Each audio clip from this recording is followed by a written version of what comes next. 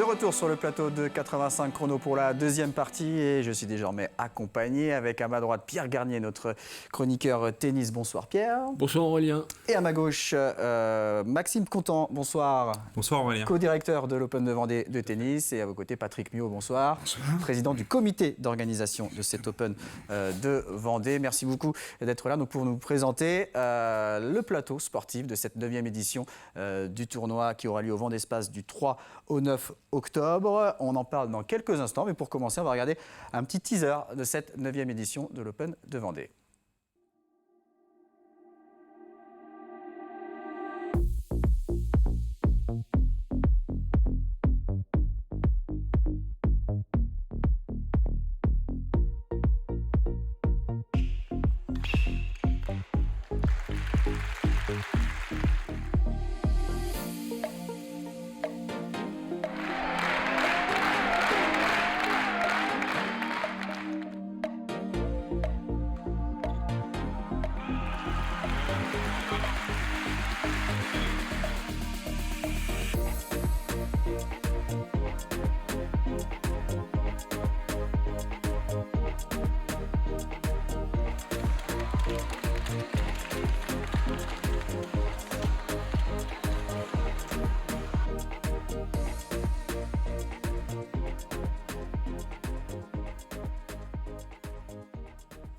Voilà, on a hâte d'y être au Vendée Espace du 3 au 9 octobre avec donc déjà on va parler d'un nom qui n'est pas une surprise parce qu'il a été annoncé il y a quelques temps, on l'a vu également dans ce teaser, mais ça va être une des têtes d'affiche forcément de cette 9e édition. C'est Richard Gasquet, ex numéro 7 mondial, vainqueur de la Coupe Davis en 2017. J'imagine qu'en tant qu'organisateur, vous êtes ravi d'accueillir ce joueur, Maxime. Oui, tout à fait. Richard nous avait déjà confirmé sa présence il y a un moment. Et en plus, cette année, il est plutôt en forme. Hein. Il a passé plusieurs tours sur Roland, sur Wimbledon, sur l'US Open encore. Là, il fait un 3e tour sur Rafa Nadal. Alors, il n'y a pas eu photo sur la rencontre, mais il était là malgré tout. Et il était là sur, pour le moment, les grands chelems de début de saison. Vous l'avez déjà vu au Vendée Espace, hein, Patrick Miot, Richard Gasquet, on se souvient. On l'a déjà vu pour la Coupe Davis en particulier. Parce qu'il y a un certain nombre d'années, je crois qu'il y a maintenant 6 ans, on a eu la Coupe Davis suite au fait que j'étais à la fédération auparavant et qu'on m'avait promis, en cadeau de départ, si je puis dire, que dans mon département, il y aurait la Coupe Davis. On va retrouver donc Richard Gasquet début octobre donc au Vendée Espace. On va retrouver deux Américains également, deux joueurs américains sur ce tournoi. On va les découvrir tout de suite avec Jack Sock, numéro 107 au classement ATP, et Wolf, grand espoir américain qui lui est numéro 72, Maxime. Oui, tout à fait. Donc Jack Sock, ancien numéro 8 mondial, vainqueur de Bercy, hein, notamment du Master 1000 de Bercy en 2017. C'était aussi l'année de son classement top 8 mondial. Gros coup droit, ça va faire du bruit, vous le disiez tout à l'heure dans la salle, ça va être assez impressionnant, donc faut venir voir parce que c'est un joueur qui a l'ambition de remonter dans le top 100 pour se faire une place à l'Open d'Australie en début d'année. Pierre, un mot sur ce Oui, Jack Sock, c'est impressionnant en service coup droit. Alors bon, le coup droit, ça va vite, pas toujours dans le terrain, mais ça va vite, donc ça va faire du bruit. Bon, Richard Gasquet en a parlé, pour la petite histoire, il était à La Roche-sur-Yon il y a 20 ans. Puisqu'il est venu faire les internationaux au TUY quand il avait 16 ans, avec son papa. Donc voilà, et il s'entraînait à marquer des buts dans le terrain de rugby au Terre Noire en guise d'échauffement. Donc là, voilà, c'est un retour des choses qui est assez sympa. Et puis il joue bien en ce moment. Il joue bien, je pense que s'il s'inscrit, c'est pour gagner. Gilles Simon. On espère qu'il sera en état de jouer cette année. Attendez, on n'était pas encore. On n'était pas encore mondial Gilles Simon. Mais en effet, Gilles Simon sera présent. Lui qui n'a pas pu participer à la dernière édition pour cause de blessure. Tout à fait. Ouais. Oui, il avait fait forfait, problème au cervical. Et puis là, du coup, ex numéro 6 mondial. Donc encore un ex-top 10 en 2009. C'est sa dernière saison, il a annoncé, donc c'est la dernière occasion de venir le voir jouer, le soutenir, parce que les Français réussissent plutôt pas mal à Mouilleron, donc c'est l'occasion de venir le soutenir. Et dans les Américains tout à l'heure, on a aussi vu Jeffrey John Wolf, joueur en forme, 72e, j'avais 71, mais voilà, 72e joueur mondial. C'est le mieux classé actuellement voilà. du tableau. Hein. Ça serait la tête de série numéro 1 si le classement ne bouge pas. Il fait un bel US Open aussi, il bat Bautista Agut notamment. Et cette année, Shapovalov, Rune aussi sont ajoutés à son palmarès. Donc non, joueur en forme, 23 ans, l'avenir du tennis américain peut-être, qui sera à Mouilleron début octobre. Comme tous les Américains, c'est des joueurs spectaculaires. Donc voilà, sur dur en salle, ça va être sympa à voir. Alors pour la petite histoire, Gilles Simon, il a gagné aussi à La Roche-sur-Yon. Eh oui, tournoi futur. Tournoi futur. Eh oui. Ça vous rajeunit pas, ça, Pierre? Non, mais c'était un plaisir. Et Gilles Simon, joueur de dur en salle aussi, qui avait gagné contre Rafa Nadal en 2008 sur cette surface dur indoor. Donc, qui sait, voilà, c'est plutôt une surface qui lui réussit. Autre tête d'affiche de cette 9e édition de l'Open de Vendée, un autre joueur français, c'est Hugo Gaston. Quart de finaliste au Master de Paris-Bercy et numéro 72 pour l'instant. Hugo Gaucher, joueur spectaculaire, un joueur qui va tenter des amortis même sur de la surface dure, donc c'est chouette à voir jouer. Là c'est pareil, c'est un autre registre que Jacques Sock, mais il faut vraiment venir voir. Le public français, lui, ça le galvanise. On voit quart de finale à Bercy, mais il y a aussi sa belle épopée à Roland-Garros dont on se souvient où il a sorti Wawrinka. Donc un joueur qui va être galvanisé par l'ambiance qu'on connaît en plus chaude au vent d'espace. Je disais tout à l'heure que ça réussit aux Français. Lui, il aime ça, donc à surveiller. Moi, je suis pas loin d'en faire mon favori. Ouais, il va être content de jouer dans cette ambiance-là. Je pense qu'il va être content. Faut le faire jouer sur le central, quoi. Bon, Parce que c'est un peu une des caractéristiques du vent d'espace.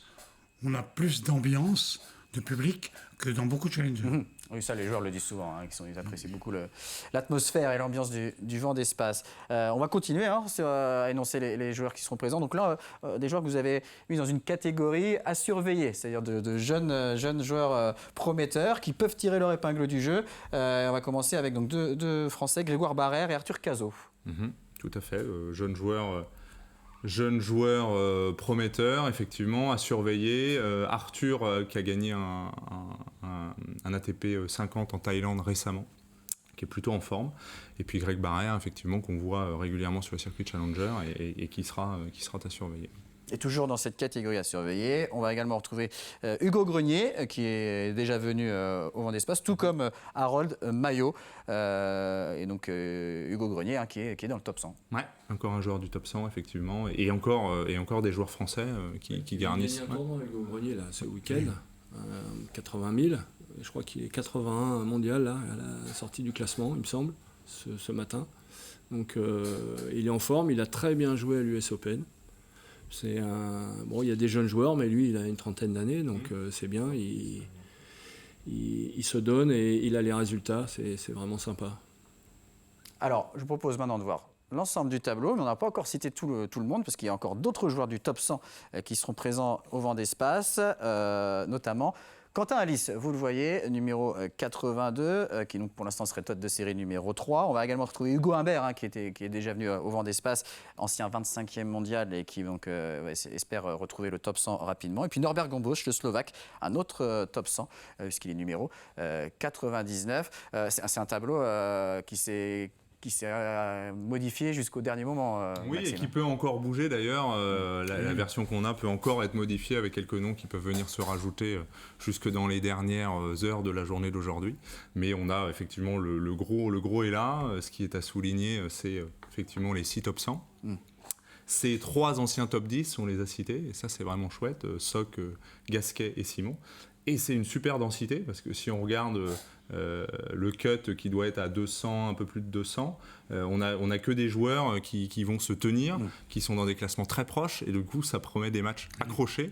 Donc ça va peut-être durer tous les soirs au Vent d'Espace, on risque de voir la lumière allumée tard. Patrick Mio, votre analyse quand vous voyez ces noms? Disons que je suis très satisfait. Moi, mon objectif, c'était d'amener du tennis de haut niveau en Vendée. Je pense que cet objectif-là est atteint. Donc je suis particulièrement content de voir qu'on va encore avoir l'élite du tennis mondial, peut-être pas les tout meilleurs, mais en tout cas ceux qui jouent dans les 100 et qui sont déjà des joueurs, disons, de niveau international. Je pense que je suis très content de les voir arriver à la Roche-sur-Yon. Pierre, votre analyse à vous également, on l'a dit, 6 joueurs du top 100, 3 anciens top 10, des jeunes Français prometteurs qui ont faim au Vent d'Espace. Globalement, on a l'élite du tennis français. Gaël Monfils est blessé, Joe il a arrêté. Voilà, on pensait que, comment il s'appelle, le Messin, Hugo Humbert, allait... bon, il fait une mauvaise saison, mais il va revenir, c'est sûr. Il a tout pour. Et j'espère qu'il va profiter de ce tournoi-là en indoor pour un gaucher qui sert bien et qui joue vite, qui profitera de ce tournoi pour retrouver les lustres d'antan, d'il y a 2 ans, quoi. Parce qu'il a été quand même 25e joueur mondial. Alors, on a parlé des joueurs, on va continuer à parler des joueurs, mais l'Open de Vendée de tennis n'est pas seulement les joueurs, il y a toute une organisation, il y a aussi des ramasseurs de balles qui sont triés sur le volet. Il y a une vraie sélection pour choisir les ramasseurs de balles qui officieront au Vendée Space au début octobre. Eh bien, je vous propose de regarder un reportage réalisé par Alix Lanos sur la sélection justement de ces ramasseurs de balles. C'était à La Roche-sur-Yon, regardez. Tous sont particulièrement concentrés. Il y a en effet beaucoup d'informations à intégrer. Entre théorie et pratique, le week-end est chargé. Pour commencer, il faut apprendre le roulé, ce geste emblématique du ramasseur de balles. Il faut que le roulé soit le plus rapide possible et aussi qu'il soit droit et plat, sans aucun rebond. Donc ça paraît facile, mais c'est quelque chose qui s'apprend. Donc on commence toujours par ça. On va aussi apprendre la manière à lancer la balle au joueur, puisque forcément, il y a une technique pour ça. Et puis après, on va passer en situation de match. Ils sont 28 ce jour-là en formation. 28 jeunes joueurs et joueuses entre 10 et 16 ans qui partagent tous le même rêve. Ramasser Rafael Nadal, ça c'est mon rêve. Nadal. Ça serait à Roland-Garros, ça serait vraiment incroyable. Aller à Roland-Garros, ramasseur à Roland-Garros, mais jouer aussi en tant que tennisman à Roland-Garros. Mais avant d'en arriver là, c'est à l'Open de Vendée que ces tennisman en herbe vont peut-être pouvoir commencer leur carrière de ramasseur de balles. Une activité qui requiert beaucoup de discipline. Un bon ramasseur de balles, c'est avant tout quelqu'un qui va être discret. Donc pour être discret, il faudra être rapide, efficace. Et pour être rapide et efficace, il va falloir anticiper. Donc un bon ramasseur, c'est un ramasseur qui, pendant le point, réfléchit déjà à ce qu'il va faire à la fin. Ça paraît pas comme ça, mais c'est vraiment sportif, ça demande beaucoup d'énergie. Donc c'est pour ça. Et puis aussi avoir des qualités également d'adresse, de coordination, surtout de l'anticipation. Il faut savoir réfléchir pour bien comprendre le jeu. À 10 ans, Lise est l'une des plus jeunes participantes à la formation, mais certainement pas la moins motivée. C'est trop bien de ramasser les balles, de s'entraîner, d'apprendre des trucs. La formation s'est poursuivie avec une vingtaine de ramasseurs de balles plus expérimentés. 42 d'entre eux ont été sélectionnés pour ramasser à l'Open de Vendée du 3 au 9 octobre prochain. Une étape qui leur permettra de tenter les sélections pour ramasser lors du mythique tournoi de Roland-Garros. Alors pour cette sélection des ramasseurs de balles, c'est important ça, Patrick Mio, ça contribue beaucoup aussi à l'image du tournoi, notamment auprès des joueurs. Non seulement l'image, mais c'est vraiment une de nos missions. C'est-à-dire qu'on sait que le sport, c'est une école qui permet d'apprendre à vivre, et d'apprendre à vivre dans de bonnes conditions. Et le fait de pouvoir leur permettre d'avoir des formations pointues qui peuvent les mener à Roland-Garros, c'est vraiment un de nos objectifs. De même, lorsque les scolaires du département vont venir voir les matchs, ils vont obtenir des initiations qui vont durer à peu près 1 heure pour chacun, données par des moniteurs brefs de l'État. Et je pense que là encore, ça fait partie d'un des objectifs qu'on avait, nous, les dirigeants.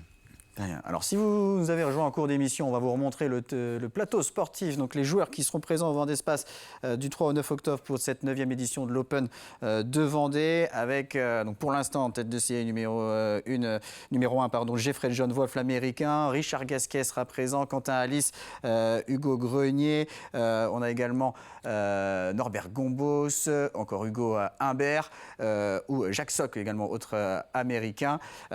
Pierre, on va peut-être rappeler un peu les particularités de ce circuit Challenger et peut-être aussi les particularités de cet Open de Vendée qui arrive plutôt en fin de saison où il y a des points à aller chercher qui valent cher, notamment si on veut participer à l'Open d'Australie. Oui, je pense qu'il y a un bon circuit en France, là. Il y a Rennes là, qui se déroule en ce moment.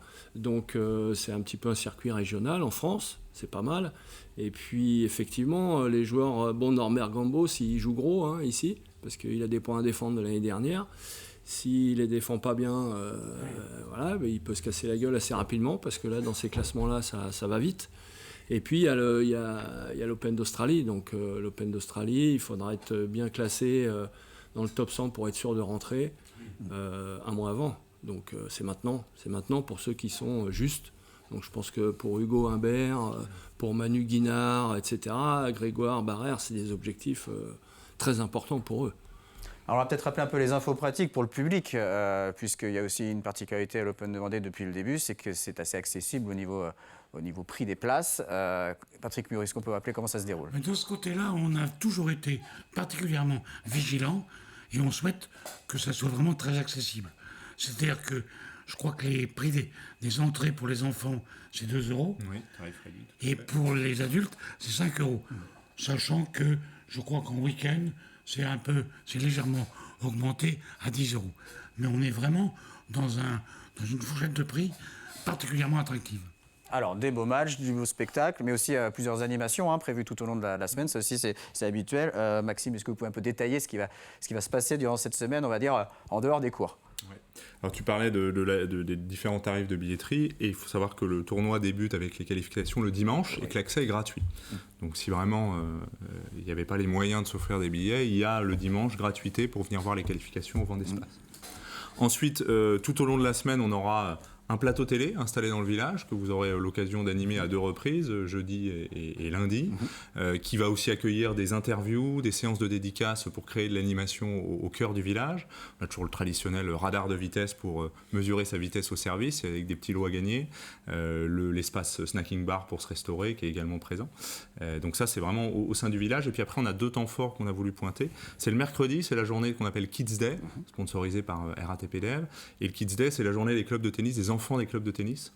Donc c'est une journée où on va accueillir 1000 à 1500 enfants issus des clubs de tennis du département et de la région, qui avec leurs profs et des parents encadrants viennent assister au match tout au long de la journée, rencontrer également des joueurs pros pour des questions-réponses, etc. Et puis participer aux animations.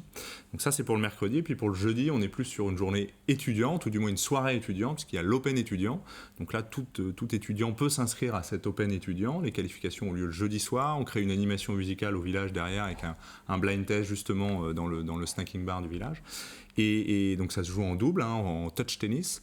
Et les 2 équipes, les 2 paires de doubles qui se qualifieront pour la finale auront la chance d'ouvrir la grande finale du dimanche à 15h. Donc il y a un petit enjeu et une petite récompense assez sympa à gagner. Vous parliez du plateau TV. En effet, donc 85 chronos se délocalisera cette semaine du 3 au 9 octobre avec donc le lundi soir et le jeudi soir, les 2 émissions qui seront en direct du Vendée Espace. Vous aurez également droit à des résumés quotidiens du lundi au samedi sur l'antenne de TV Vendée et sur les réseaux sociaux. Donc chaque soir, après la fin des matchs, vous aurez tous les résultats, les images et les réactions des joueurs. Et puis bien sûr, vous retrouverez fidèle au poste le dimanche Pierre Garnier en compagnie d'Alexandre Lenaour pour commenter la finale de cet Open de Vendée. Patrick Muot, en termes d'organisation, on est bien rodé maintenant du côté de l'Open de Vendée. Combien de bénévoles déjà, si vous pouvez le rappeler? Disons qu'on a au moins 200 bénévoles, et ça depuis le début. Et de ce côté-là, on a vraiment une énorme fidélisation. On a aussi pas mal de fidélité de nos partenaires, tant mieux, parce que sans eux, le tournoi ne serait pas possible. Et en particulier, on a vraiment une collaboration extrêmement étroite avec le département, qui est de loin notre partenaire principal. Très bien. Un dernier mot, Maxime, pour revenir un peu sur le plateau sportif. Est-ce que vous sentez que le fait qu'on soit à la 9e édition, ça facilite les choses pour organiser, qu'on sait que les joueurs parlent entre eux de tel tournoi, il est bien, tel tournoi, voilà. Est-ce que vous sentez que le bouche-à-oreille fonctionne au sein des joueurs pour l'Open de Vendée? Tout à fait, il y a plusieurs choses qui aident à avoir un bon plateau sportif. Il y a effectivement l'inscription dans le temps, la 9e édition, il n'y a plus besoin de faire ses preuves comme une première édition. Les joueurs parlent et c'est un tournoi qui est bien ancré dans le calendrier. Le positionnement calendaire en fin d'année, le fait d'avoir plusieurs circuits, plusieurs tournois du même circuit à proximité, ça joue aussi. Et puis la qualité de la salle. Mine de rien, avoir des cours annexes et cours d'entraînement à proximité du cours central, c'est un vrai luxe et que tous les tournois challenger de la catégorie ne peuvent pas s'offrir. Donc c'est très très important aussi pour les joueurs. Donc on rappelle du 3 au 9 octobre, l'Open de Vendée. Si vous voulez gagner des places, oui, sachez qu'il y a un jeu sur TV Vendée qui vous permet de remporter vos places pour l'Open de Vendée. Vous n'avez qu'à aller sur notre site internet tvvendée.fr, rubrique jeux, vous vous inscrivez et puis avec un petit peu de chance, vous recevrez donc des places pour aller voir tous ces beaux matchs donc du 3 au 9 octobre. On rappelle même le dimanche 2, les qualifications, elles sont gratuites, accès gratuit si vous voulez aller voir les matchs. Merci beaucoup messieurs. Bonne préparation de cette 9e édition. Merci Pierre. Oui, Nous, on se retrouve. J'avoue, maintenant. On se retrouve au Vendée Espace justement dès le 3 octobre pour 85 chronos. Et moi, je vous donne rendez-vous jeudi pour 85 chronos. Agenda, très bonne soirée à tous.